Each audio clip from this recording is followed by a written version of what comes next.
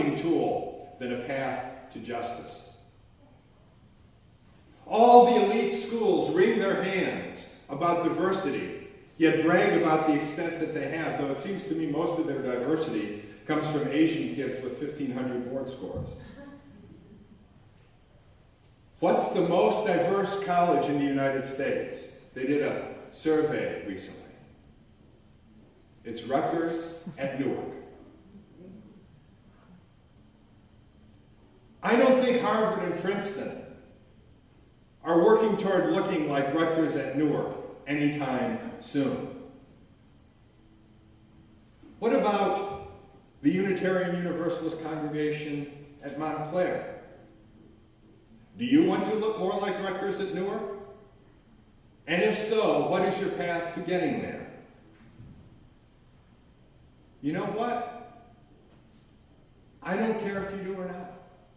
It doesn't matter to me. If diversity leads to justice, fine. But there's nothing great about diversity in and of itself. The Roman Catholic Church is extremely racially diverse.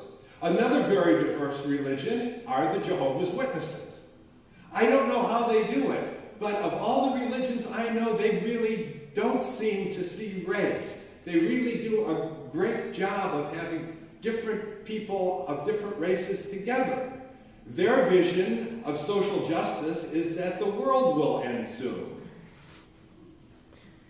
Diversity in and of itself leads nowhere. Diversity is not the point.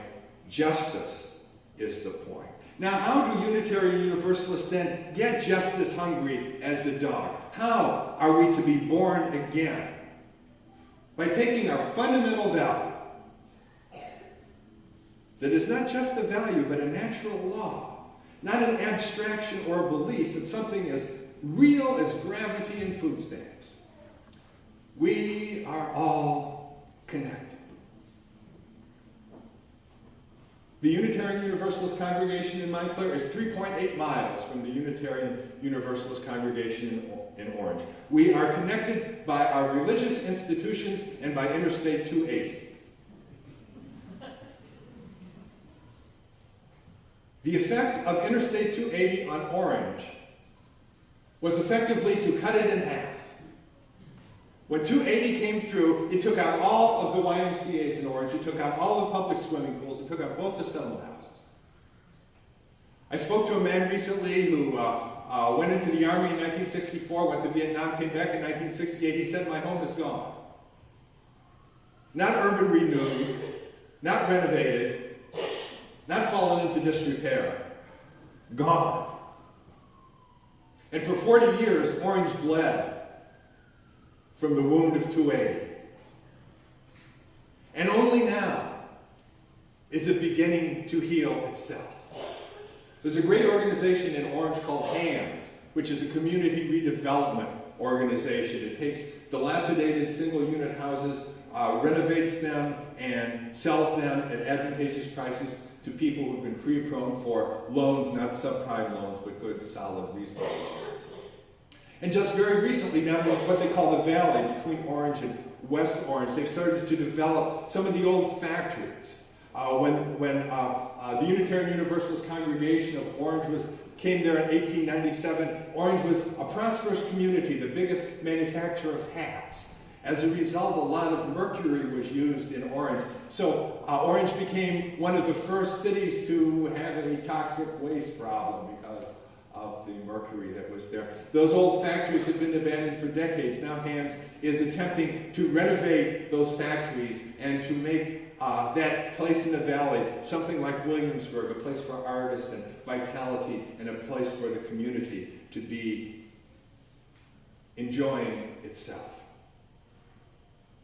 The heart of Orange is seeking to beautify the train station and Main Street, and our congregation sits just off of Orange. And a few weeks ago, we had a benefit concert for Haiti. It was Sunday afternoon, and we had, I think, 14 different bands of all kinds of different music come in, and people from the community and all around the county came there. And as I spoke briefly to the people who were there. It was the most diverse group of people I'd ever spoken to in a Unitarian Universalist congregation. It wasn't Sunday morning, it was Sunday afternoon. It was for the community to help Haiti, and it was a way of bringing the congregation together with the community. Urban renewal bought the approval of middle-class people by providing them bread and circuses from Lincoln Center to basketball teams. And that urban renewal cost hundreds of thousands of poor and non-white people their communities and their homes. And now we're at a chance to do some healing. And the Unitarian Universalist Congregation of Orange is in solidarity with that healing, and I trust that you here are in solidarity with the healing that needs to be done here as well, understanding that what connects Orange to Montclair is more than Interstate 280. For many decades, there was a debate within the congregation in Orange. Should we stay in Orange, or should we go out to Maplewood or West Orange? And each time, the debate was turned by one person who reminded the congregation of what they might do if they stayed. And now we're glad we stayed. Now we know why we stayed. We stayed to heal our community. We stayed to be born again.